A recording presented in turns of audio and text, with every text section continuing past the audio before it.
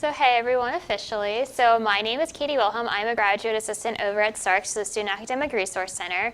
And so today we're doing a presentation on final exam preparation because that is coming up very shortly. So just as a short FYI, we are live streaming today's workshop. So hello to everyone who is streaming in today. It doesn't mean anything for all of you. It just means that we're being live streamed. So let's go ahead and get started.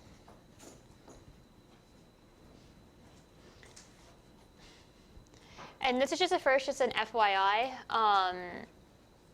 This is a part of the Link Loop program and the Goose Chase app thing. So if you would like to get points, make sure that you're downloading the Goose Chase app and then joining the game for Link Loop. Just kind of a fun little FYI. It's something that's going on with first year experience. So we have a few different goals today in today's workshop. So basically, we're just going to start off by talking about what Sark is, kind of the different resources that we have to offer you, and then we're going to go into, you have to click it again, go into more of the study tips, which are probably why you're all here today. We're going to go into a fun topic called the 5 types of studying. So my first question for all of you is, did you know that there are 5 types of studying?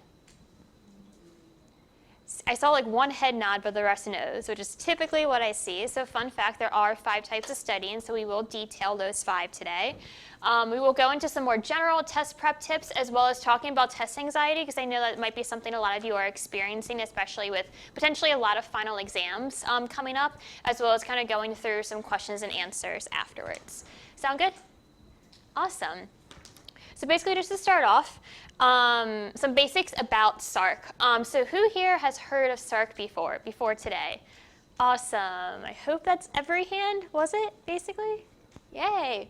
Okay, so basically, as you may or may not already know, Sark has a lot of different resources to offer you. Kind of our 2 biggest programs are peer tutoring and supplemental instruction. So these are kind of the small group peer-led study sessions by a tutor, which is either in Howard Phillips Hall, VARC, the Veterans Academic Resource Center, as well as CECS, so that's computer and engineering. That's where our tutoring services are held, and then SI is held throughout campus. SI is a series of 4 weekly study sessions geared towards a particular class and a particular professor. So whereas tutoring is very kind of subject-like oriented and very general, SI is more professor-specific, if that all makes sense. We also have various workshops throughout the semester. I believe this one's actually the last one of the semester, but we do various ones on test anxiety, study skills, time management's a big one that we do kind of throughout the semester. So if you do like today and you would like to come out to some more later on next semester, that'd be greatly encouraged. And then we also have learning skills consultations, which are basically one-on-one individual appointments with someone like me to go over all of these different topics on an individual basis. So if you want to learn more about how you specifically can study for finals or how you specifically could manage your time better, they are a really great resource for you. And then we have a lot of different worksheets and kind of templates and things of that nature on our website that could also be helpful for you. Does anyone have any questions about all the different Sark services that we have to offer? Cool, crickets. Okay, so the 5 types of studying. So basically, like I mentioned before, there are 5 types of studying, believe it or not. And the next slide will list the 5 types. So the first 4, gathering information, learning information, checking for learning, and refreshing, these are the 4 that kind of happen before the test happens. So these are kind of the 4 that you should be progressing through throughout the semester, or at least right now if you have not done so already. The 5th type is where we kind of almost bend the definition of studying a bit, but it's improving learning skills. I'll go into more detail about the 5. But the improving learning skills is basically saying that you're checking in with yourself to see what's working for you as well as what isn't, and then changing things accordingly before, say, your final. So whereas number 5 typically happens after you take an exam, because today we're focused on finals, this is kind of almost the one you should be focusing to start with, to kind of assess where you are right now that you have a few more weeks before finals. But before then, we're going to go through all 5.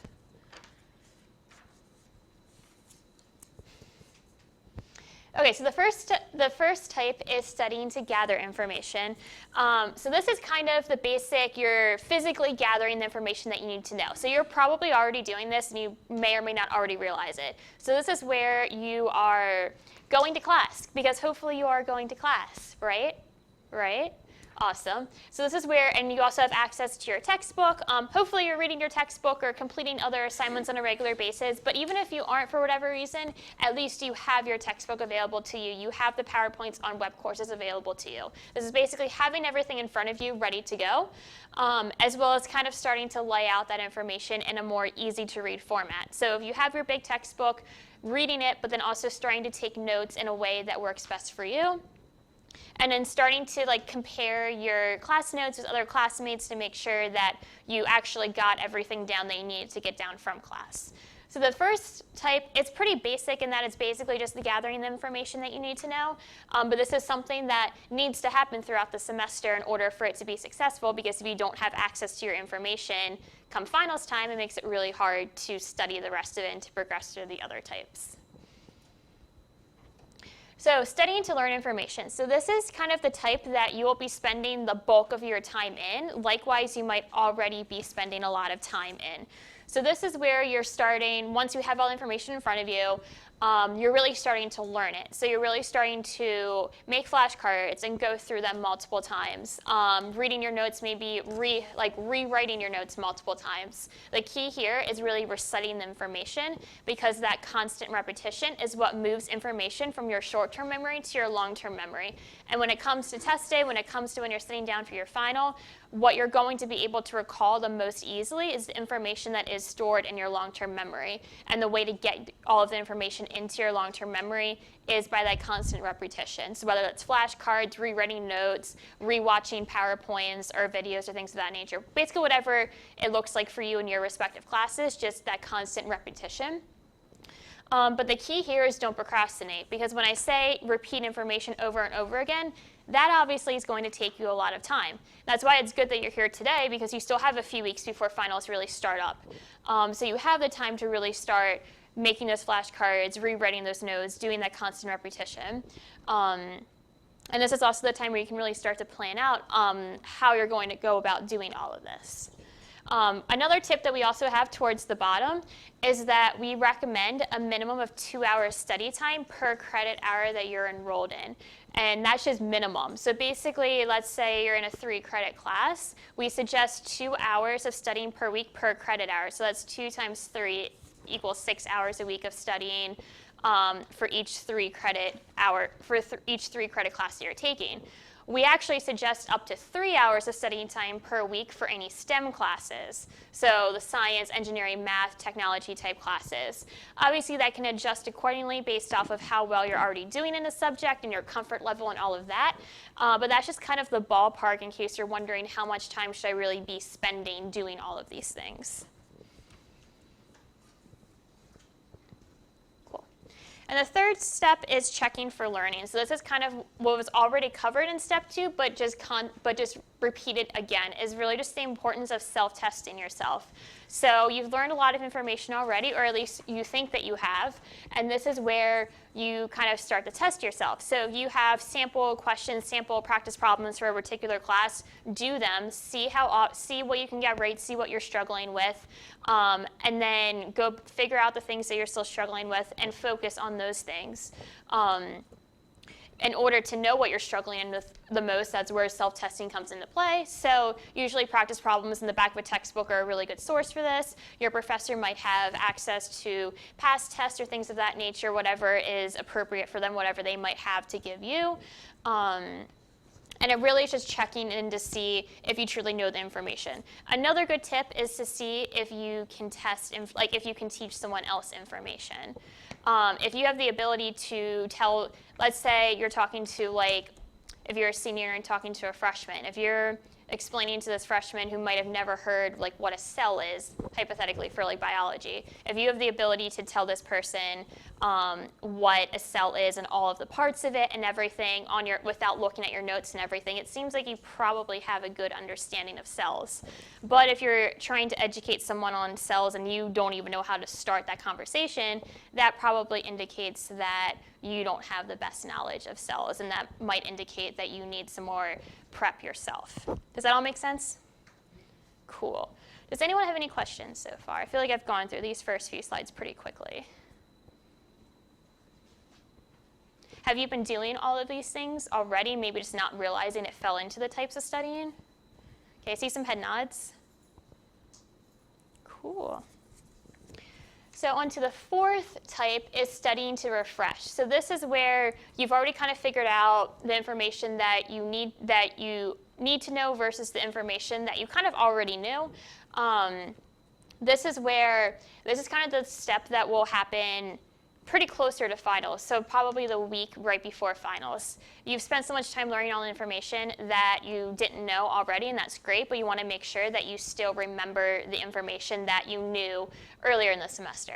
So it's kind of doing that whole self-testing process again, but with the information that you were already pretty comfortable with, just to make sure that you're still comfortable with it. Because as the next slide indicates, there are 6 different reasons of why we typically forget information, and I'll go through all 6, but one of them is disuse, and this is where it's really easy for you to forget information if you're not constantly using it, and that's why, going back to earlier when I was talking about repeating information and constant repetition and things of that nature, that's to make sure that you're still using the information, because if you're still using it, you're more likely to remember it. If you're not using it, it's a lot more easier for you to forget it.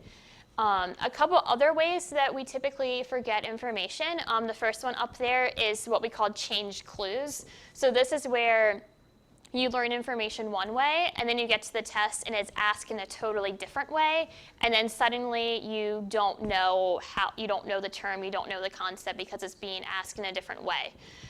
So this is kind of common, especially on harder tests and quizzes of that nature, but kind of the way to combat this is to study everything, like basically predict ahead of time all the different ways that material could be tested. So if you know that your professor could test you either multiple choice questions or short answer, make sure that you have the ability to answer a question on that certain topic in both formats, for example, so that way no matter how it's presented to you, no matter how it's asked, you're still able to address it. Interference is another thing where, let's just say there's a lot going on in your life. So maybe you have finals, maybe you have work, maybe you have roommate problems, maybe you have things going on in your family. Basically, you just have a lot going on in your life. And so even though you are spending the time studying and you are still focused and overall, but there's just so much going on and kind of you almost get overwhelmed in a regard. So that's a very common reason or a common way to forget information. And kind of one of the ways that you can address that, the one thing that I do personally is, let's say I'm studying information, like sitting down studying, and then the thought of like whatever is worrying me comes up. So let's just say I need to pay rent at the end of the month, and that just thought crosses my mind. But I'm studying in the moment. I don't need to pay rent right this second. It's just something that I need to do, and I need to remind myself to do. So I'll have a scrap sheet of paper next to me, and then I'll write down, okay, you need to pay rent by X date. And so that way, I'm still addressing the worry or the thought in the moment by writing it down. But the key is I'm actually going to do something about it, but after I'm studying. The key, though, is that you actually do something about it, though. So this is helpful because you're still addressing it in the moment, but you're not letting it fully distract you. So you're still dealing with it later, but it's not fully distracting you in the moment, if that all makes sense. Does it all make sense? Awesome. The third reason why we tend to forget information is simply negative thinking. So if you're telling yourself you're not going to be able to do it, honestly, you might not be able to do it just because you're telling yourself that. So really just changing that mindset, which we actually have a couple slides later in the presentation about how to go about changing that mindset and how to motivate yourself to address the negative thinking side of things. Underlearning just kind of goes into the whole repetition thing. If you've noticed, I've repeated repetition a lot in this presentation, pretty purposefully actually. because repetition is how you combat the underlearning side of things. I already mentioned the whole disuse thing, and then number 6 is the effort and intention are lacking. So basically, all of studying, getting ready for finals, all of this obviously takes effort, and it's going to take time. It's not all just going to magically happen if you don't put the time forth. So you really do have to put the effort forth in order to make all of this happen. Cool. And so at this point, this is those were the 4 types that were really the true studying. So the 5th type, which I kind of introduced the 5 types with, is where typically this happens after you take a test, usually in the middle of the semester, and you can kind of assess what went well and what didn't. So you can see okay, maybe I got chapter 5, all those questions right, but chapter 6 I just bombed, I didn't get any of them right. And so therefore you can tell okay, however I studied chapter 5 worked well, but however I studied chapter 6 didn't, so I should probably change that for the next test. Or maybe you got all the questions that were in the reading or in the book correct, but the things that were presented on in lecture, maybe you didn't get those correct. And then you can kind of figure out what went well, what didn't, and changing things accordingly. And as well as utilizing all the different campus resources like everything Sark offers, as well as the Writing Center, online tools, things of that nature, in order to kind of help figure out those strategies for the class-specific ways to improve your test-taking abilities. So this one typically will happen after you take a test or quiz, but since we're leading up to finals, some of you might still have tests in your respective classes before finals. Some of you may not, might depend on classes, but this is a really good thing to do now. So you probably already had some sort of assignments in your classes that you're going to have finals in. Take some time to really sit down with them and figure out okay, what went well and what didn't.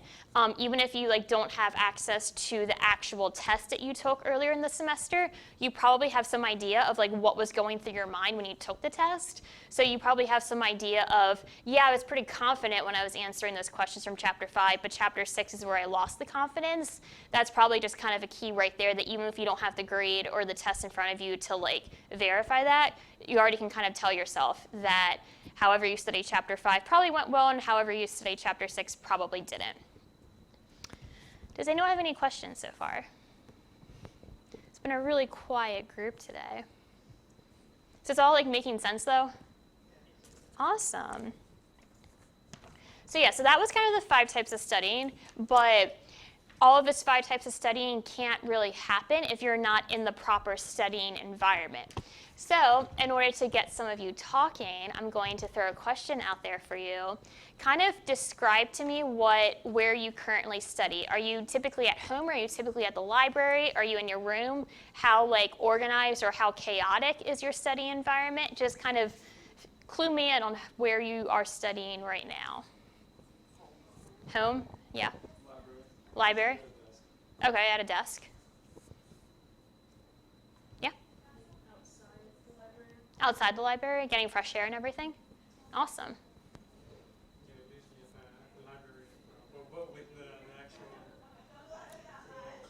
Oh yeah, kind of a cubicle type areas, definitely. So it seems like the library is a pretty common trend here.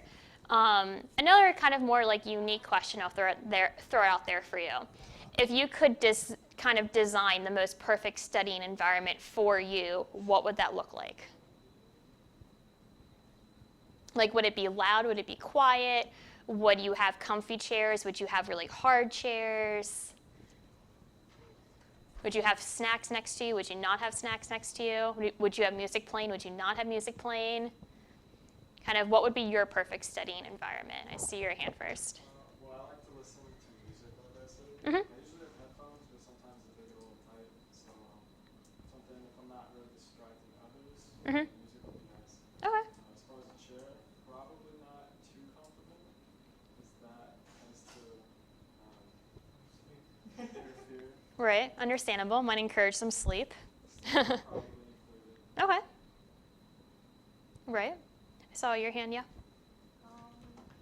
Yeah, it's was still more quiet, but what you said with the music, it's it's easier to concentrate because it's just that white noise. Right.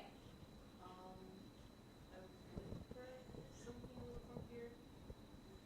And I guess this would be well lit, and I guess the snacks would probably be somewhere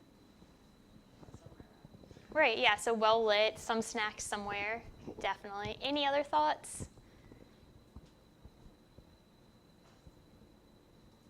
Yes. Probably somewhere close to sunlight or a window. Okay, yeah, so having the more natural light, definitely. Yes, Camilla?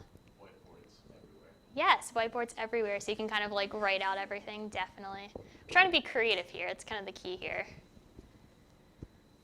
I know for me, I would want to have a lot of electrical outlets everywhere because that seems to always be a struggle of even if I'm in a very shared space, and there might be a lot of outlets, but there's always like never just enough that you need, especially if you're trying to plug in like your laptop and your iPad and your phone all at once or things of that nature.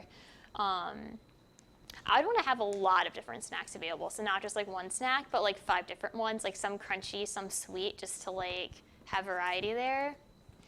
But I basically ask you all of that because there were some different answers from you, and that's kind of the thing where figuring out what does work best for you. There's only so much you can do to create your own study space. I mean, you can be at home and like decorate your room as you wish and have snacks available in your own room as you wish.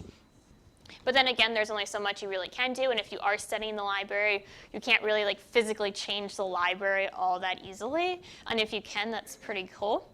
But basically, just some general tips, which he actually kind of mentioned earlier. If you are at home and you're laying in bed studying, your body is going to very naturally associate your bed with sleep because that's probably what you're doing in your bed, most likely. And so if you're trying to study in bed, your brain is literally going to get confused about what is the purpose of like of that moment basically. And so that's where that confusion is what kind of leads you to start feeling sleepy when you're trying to study in bed. Another thing too, especially if you're studying at home, you might have roommates or maybe family or things of that nature. So they might be loud, they might not. Either way, it just might not be most conducive for you. So if you know that you have a lot going on at home in terms of noise and you can't study there as a result, then get out, go to the library, go to like a Starbucks, or just kind of go somewhere that will allow you to remove yourself from the situation, allow it to be quieter or maybe even louder depending on however you best study.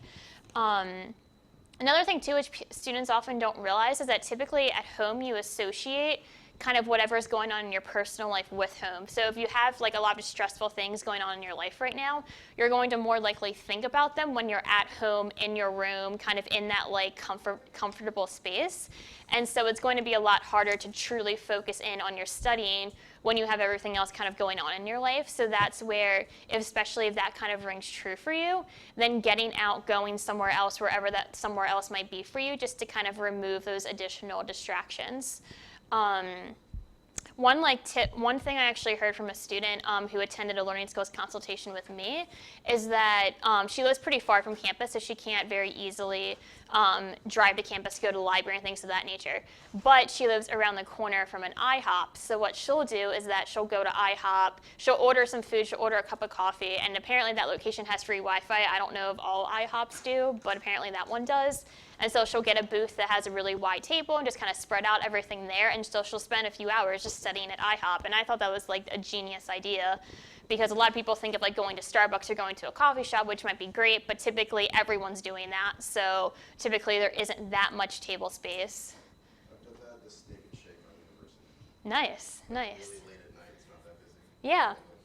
It might be quieter than you expect it to be too if you're trying to look for that kind of environment. So kind of be creative, especially during finals time when everyone's studying. So if you are going to the library, you might have to do some negotiating for getting a seat somewhere or getting a larger table. So be creative in where you're studying, kind of see what works best for you. As well as like the desk kind of just shows having that clean and organized space, and like when you are sitting down to studying, whether you're at home, whether you're somewhere else, making sure that you have everything that you might possibly need within reach before you sit down to study, because if you're getting up to go find your textbook or to get your laptop charger, that's just going to mentally distract you in the moment, which is going to make that much more harder to get back to what you were doing once you have everything. Does anyone have any questions so far? Any comments?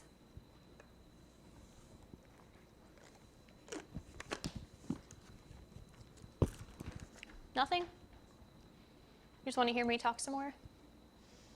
I mean, that's fine. Okay, so these are just kind of the more kind of general test taking tips. So kind of like if you get stuck in the moment on the test. So basically, as you have the test in front of you, make sure that you're reading every question along with each answer fully. I mean, that seems almost kind of like common sense, but typically what ends up tripping up students are the words like but or and, kind of those like almost like conjunction words. Those are typically the things that could make or break what answer choice that you're selecting, or like what problem or what formula you need to use, or things of that nature. So really make sure that you are taking those extra seconds to make sure that the question is actually asking you what you think it's asking you, as well as answering everything as clearly as possible, especially if you're handwriting out answers or working out problems by hand. Make sure that your handwriting is as clear as it possibly can be, because that's another pretty common thing, that you might have actually gotten the right answer and everything, but if that 4 looks like an 8 or some other random number, then that might throw off the rest of your answer. Another thing, which also pretty common, but utilizing the process of elimination. So if you really are stuck in an answer, eliminate answer choices so that even if you have to truly guess on an answer, you have fewer choices to guess from. And then if a question just really is too hard and you really can't come up with a way to address it in the moment, skipping it and coming back to it later, because sometimes some tests will kind of give you clues and other questions to answers and other questions. Or it might just trigger your memory once you're doing some more problems later on in the test. So that's kind of a pretty basic tip, but definitely does work. Go to the next slide. Cool. Some other tips are just kind of budgeting your time, avoiding cramming, kind of the basic ones of getting enough sleep and eating well. I know a lot of that might seem like common sense to you, but it really is important, especially during finals time when you might have 3, 4, 5, 6, maybe even more finals, I don't know. Making sure that you still are prioritizing the sleeping and the eating, because you're not going to be able to perform your best academically if you're not taking care of yourself also. Another thing too is to make sure that you're not changing your answer unless you're absolutely sure that it's incorrect. I know you've probably been hearing that basically throughout your educational journey, but there really is truth to that like a lot of times what ends up tripping up students is that they got the right answer the first time and then they second guessed themselves. And then that second guess is what made them change that right answer to the wrong answer. So that happens very frequently, so just the key there is to really just be confident in your first answer. But when we do think about finals, and we do think about, especially if we have a lot of finals coming up, a lot of times test anxiety or academic anxiety kind of comes up. So a question for all of you is, have you experienced test anxiety in the past? Are you already maybe experiencing it about finals, and kind of what does that all look like for you? Yeah. The test anxiety is more so kind of just blanking out during the test. Okay, yeah, so the feeling of maybe going into the test prepared and then blanking out in the moment, definitely is very common. Any other thoughts? Yeah. I remember one time I couldn't sleep the night before. Okay, yeah, so the anxiety just kind of got in the way of you sleeping and taking it easy the night before? Understandable. I saw your hand. I have had anxiety in the past before, Mhm. and I started to do meditation. Yeah. I started to do I carry around eucalyptus oil. Yeah, oil. yeah, That kind of calms me down. definitely. If you study with it and then you have it during the test, it also triggers memory. Definitely, yes. Yeah, so it's all about the associations that you make with things. So it could be oils, it could be basically anything. It's whatever that you're using to study, doing it on the test however applicable. So I've seen it where if you are taking notes with the same pen and then you're using the same pen on the test, just that mental association of writing the word with the pen and then remembering the stroke, things of that nature. So it goes with, there's the scent association, but there's also the touch association with a lot of different things. So that's a very good point. Any other thoughts about academic or test anxiety? Yes. I know sometimes as the test gets closer and I'm studying, I start doing it more frantically where I'm looking over one thing and I'm oh wait, you need to go to this, and then everything just ends up getting jumbled because it's I'm Right. so Right, so going back and forth, and that just kind of gets anxiety provoking by itself, definitely. Any other thoughts? Cool, we can go on to the next slide. So the reality is, I mean, a lot of you did share your thoughts, but it's also pretty likely that even those of you who didn't speak up probably have experienced test anxiety in the past. And the reality is, it is very common among college students. You have a lot on your plate. It's totally normal, and it can definitely decrease with practice as well as some coping skills and coping techniques. So next slide. So the most common cause of test anxiety is lack of preparation. So that kind of a lot of times happens where you feel as though you are ready for the test, but like someone said earlier, you get to the test and then you just blank. And a lot of times it's because even though you might have thought you were prepared, in reality maybe you weren't as well as you thought you were. Because there is the direct correlation between knowing and understanding. So as knowledge and as understanding increase, test anxiety will decrease. So the knowledge being just the simple being able to memorize facts or just kind of knowing the basic facts of the situation or of the class. And then the understanding is being able to describe kind of the why and the how behind those facts. So being able to know things as well as truly understand it and truly articulate it in your own words. If you have those two abilities, then naturally your anxiety about not knowing something will go down because you do know it. Does that all make sense? Cool.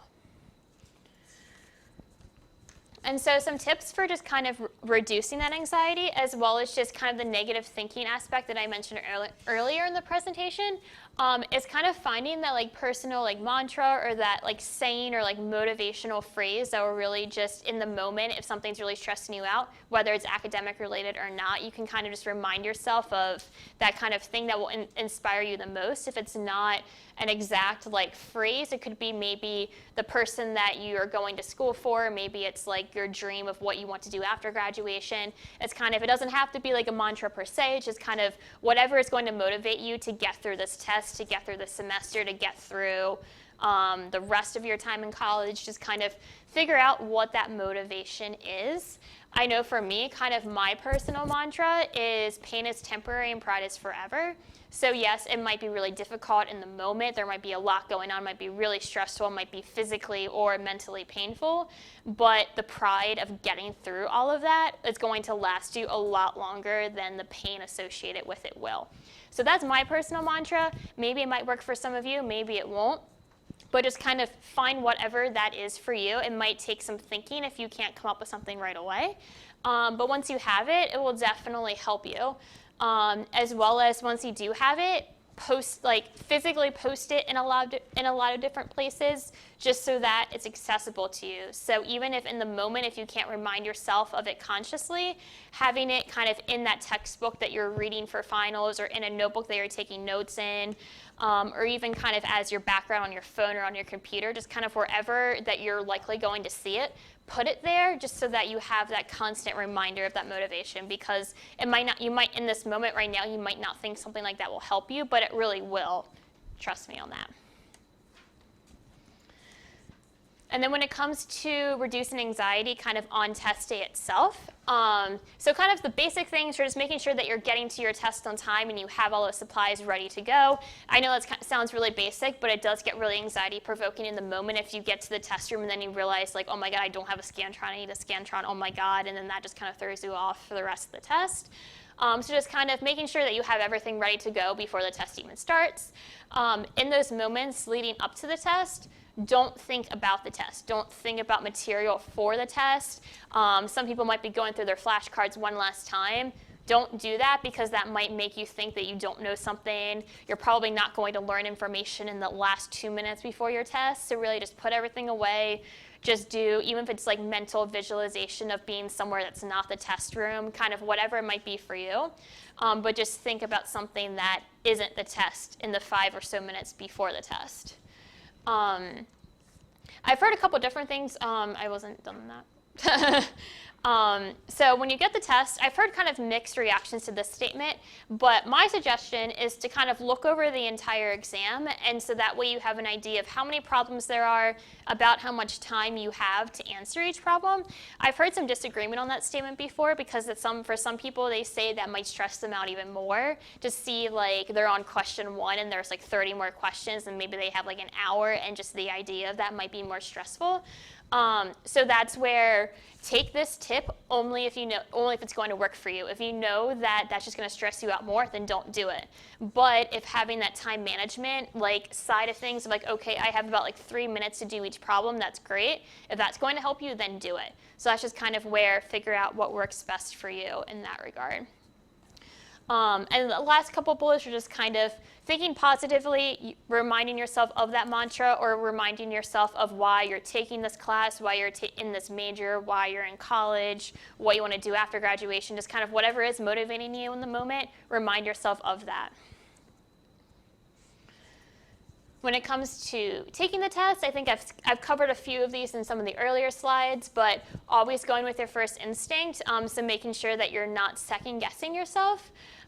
When possible, answering the questions that are worth the most points first, just so that in case something happens when you can't finish everything on the test, at least you finish the questions that are worth the most first. I also mentioned this earlier, but skipping the ones that are super difficult or you just otherwise don't know, and then returning to them. Sometimes those super hard questions might be the ones that are worth the most, usually, but kind of take that as you will. Figure out, maybe do one, go back to the other. Just kind of do the ones that you know you can answer first that are worth the most, and then kind of do the rest of the test accordingly.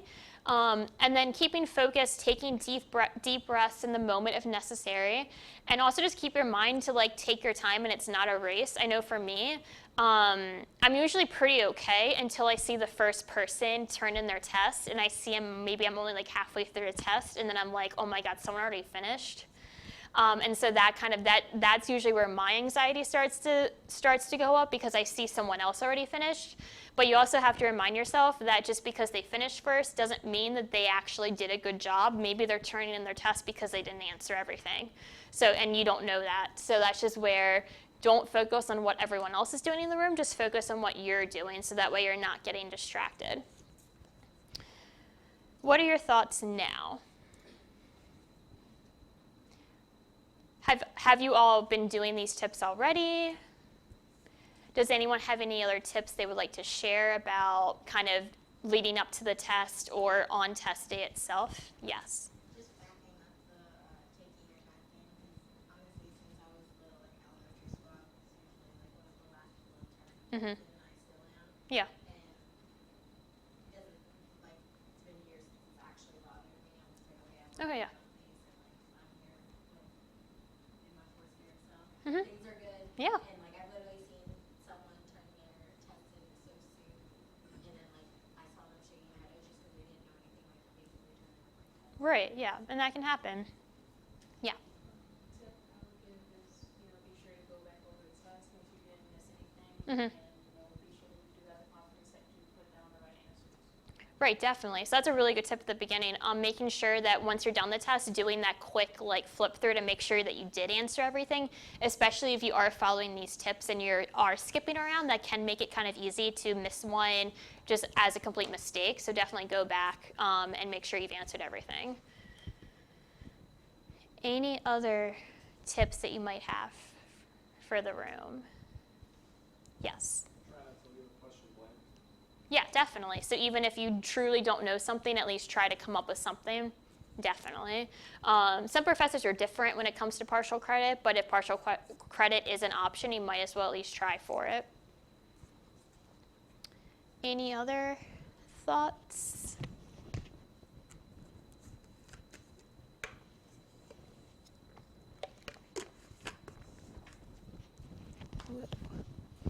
Cool. And then some other resources, if there's a lot of other anxiety going on that maybe isn't just academic related, or maybe just a lot of other things are going on in your life that are getting in the way with academics, CAPS is a really good resource on campus.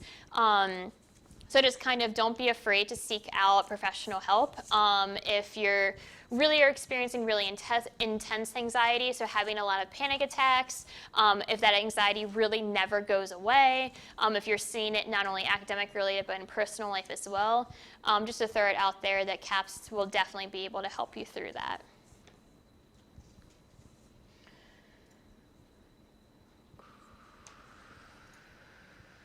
Cool. And then just kind of the general reminder is that there's no quick tip or trick that will give you the answers for the test. It really is just going back to that preparation is key. A kind of a plug for Sark, a thing that we're doing at the end of the semester is called Study Union, which is when all of the tutors and SI leaders that we have for all the classes that we typically offer tutoring and SI for throughout the semester will host a 2-hour-long review session for their respective class here in the Student Union for during the weekend right before finals, as well as the first 2 days of final exams. So if you're taking classes like Chem 1, Chem 1A, Chem 1B, or Bio 1, Bio 2, or just kind of any class that you know Sark offers tutoring and SI for, we're having a 2-hour-long review session here in the Student Union about it. The schedule for it will be released in the next couple weeks, so that's just a really good resource for you if you really want that study group type session getting ready for finals. Yeah. Those sessions can also be live streamed. Hmm? A lot of those sessions Yeah. can also be live streamed. Yeah, that's a good point. Thank you for adding that. Not all, but almost all of the sessions will be live streamed. So even if you can't make it to campus for a lot of those sessions, they will be live streamed on the Sark YouTube channel, much like this workshop is being live streamed. So that way you can be at home, can be whatever, or you can go back and watch them later. Cool. And then does anyone have any questions?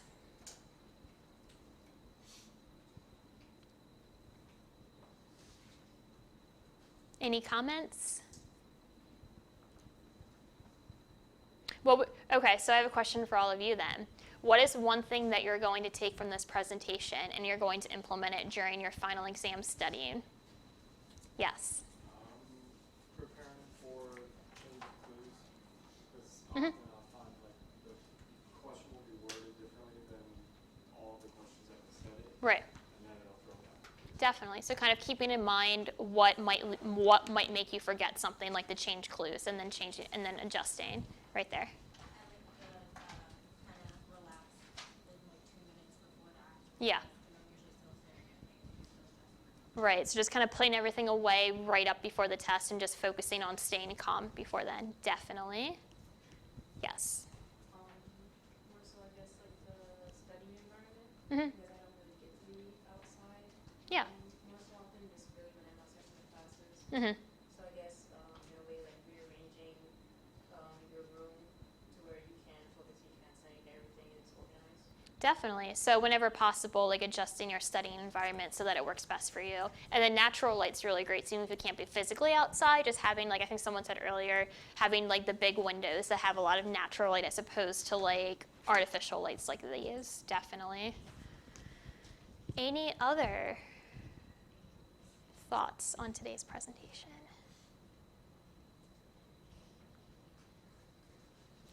Cool. Well, I thank you all for coming out today. As you walked in, there was the evaluation on one of the chairs right there that I guess are there. He's holding them. So if you didn't get one when you walked in, please fill one out.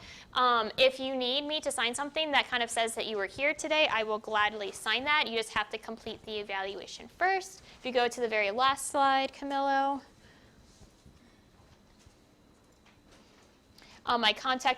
Last slide. My contact information will be on there, so if you need to fill that in for whatever sheet that you might have, my email address and my name is right there. So thank you all for coming out today, and I hope you got something out of today's presentation.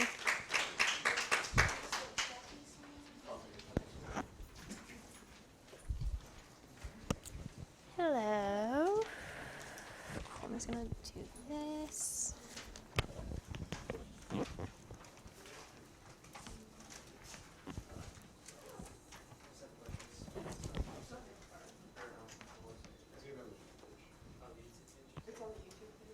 Here we go. Thanks for coming out. Thank you. just that. Yeah, I've seen this sheet a lot. It's final exam preparations. Cool. Yeah, thank you for coming out. But Cool. just the official side. Yeah, thanks. Cool. Thanks for coming out.